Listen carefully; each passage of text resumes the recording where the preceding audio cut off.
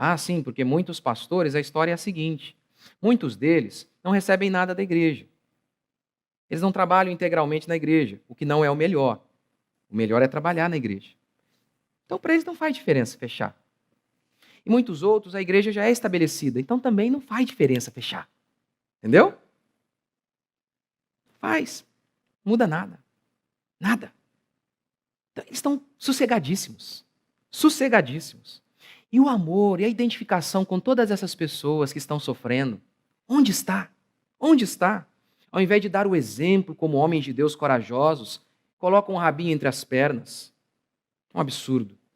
Vou tentar argumentar então aqui hoje que nós não temos o direito de não cultuar. Podemos cultuar em outro lugar. Podemos fazer isso até de maneira escondida se quisermos. Mas a opção de não cultuar não existe. Culto é mandamento. O materialista pergunta: é lucrativo? O hedonista questiona: é gostoso? O cristão interroga: Deus disse? É mandamento? Só. Nós somos protestantes. É isso que nós somos. Protestantes que não protestam nunca, não é? Que coisa. A nossa história, nós cremos o seguinte: domingo é dia do Senhor. Ah, eu sei. Muitas igrejas não creem assim. Eu sei. Também creem que pode ter pastor, algumas já até creem que pode ter pessoas gays no sentido de membros mesmo. Não é que o cara veio para a igreja, está ali ouvindo a pregação e se arrependendo. Não, não, não, não, não. Ele é gay, não vai mudar isso e é gay, glória a Deus. Não, nossa crença é domingo é dia do Senhor. O mandamento do sábado, do dia de descanso, eu não vou entrar de maneira mais profunda nele, vou me ater apenas à ideia do culto que está relacionado ao sábado. Porque eu vou pregar disso já mais à frente aqui, isso vai chegar aqui em Êxodo. Mas a ideia do sábado tem tudo a ver com o culto. Não tem descanso se não tem culto, porque o Senhor é o descanso para as nossas almas. Não, não, não, não, não, não, não. O sábado não é da lei, não, gente, é anterior à lei. Não havia pecado no mundo e Deus já tinha estabelecido o sábado. É muito anterior. E nós cremos então que o mandamento do sábado é perpétuo, como está no Antigo Testamento. Como várias passagens bíblicas mostram que um dia de culto a Deus e descanso seria perpétuo. Nós cremos que com a vinda de Jesus Cristo, o nosso sabá é no domingo, por conta do cumprimento messiânico ali na pessoa de Jesus Cristo.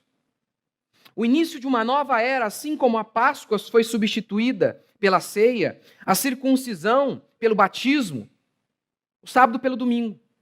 E a gente tem respaldo bíblico para isso e histórico. No primeiro dia da semana, estando nós reunidos com o fim de partir o pão, Paulo, que devia partir o pão, que pão, gente? Lembra da ceia lá que Jesus ensinou? Em que dia? Primeiro dia da semana.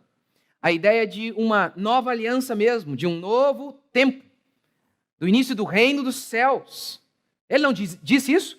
O reino está chegando. Nós cremos, ele chegou. Nós vemos a época, a era da igreja, do reino dos céus na terra. A igreja é o reino de Deus aqui. Nós temos também o testemunho da história. Testemunho da história. Um dos maiores documentos de nossa fé protestante é a Confissão de Westminster. E ela diz assim: como é lei da natureza que, em geral, uma devida proporção de tempo seja destinada ao culto de Deus, assim também, em sua palavra, por um preceito positivo, moral e perpétuo, preceito que obriga a todos os homens, em todas as épocas, Deus designou particularmente um dia em 7 para ser um sábado, santificado por ele, desde o princípio do mundo até a ressurreição de Cristo. Esse dia foi o último dia da semana. E desde a ressurreição de Cristo foi mudada para o primeiro dia da semana. E há muitos outros relatos históricos, eu não vou ficar me atendo aqui, mas principalmente no início da era pós-apostólica, pós-apóstolos, eles falavam do dia da ressurreição, o dia do Senhor. E é o que a Confissão de Westminster declara. João Calvino, desculpa, eu acabei não terminando.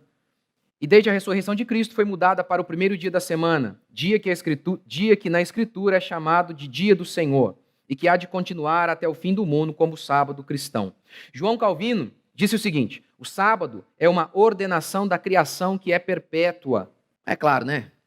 É o Ricardinho de cabeça cheia de gel que sabe, não os homens durante 2000 anos de história da igreja. Essa molecadinha aí que descobriu a roda, que inventou a roda.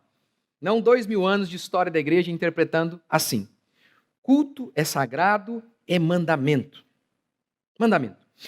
Em Números, capítulo 15, versículo 32, um homem foi apedrejado ao ser pego trabalhando no sábado. Eu vou explicar sobre isso nos próximos cultos aí. Mas enfim, Neemias 13, 18, Neemias se reúne com o povo e diz: vocês não sabem? Vocês estão trabalhando ao invés de cultuar, vocês não estão cultuando a Deus. Vocês estão profanando o sábado. Vocês não sabem que a nossa ruína veio justamente por isso, diz Neemias, dentre outros pecados. A profanação do sábado também estava ali, diz Neemias. A ira de Deus veio sobre nós por conta disso. No filme Carruagens de Fogo, baseado na história real de um cristão, de um protestante, ele se recusa a correr no domingo. Diz: não, hoje é o dia do Senhor. Essa é a história. Eu lhe dei passagens bíblicas e lhe dei o testemunho de 2000 anos de história da igreja. 2000 anos. Mas agora eles estão redefinindo o que é culto. Redefinindo. Culto não precisa ser onde 2 ou mais estiverem reunidos. Pode ser lá assistindo entre uma pregação e um Faustão da vida. Dá um pedacinho do pastor, um pedacinho da Netflix. É mandamento.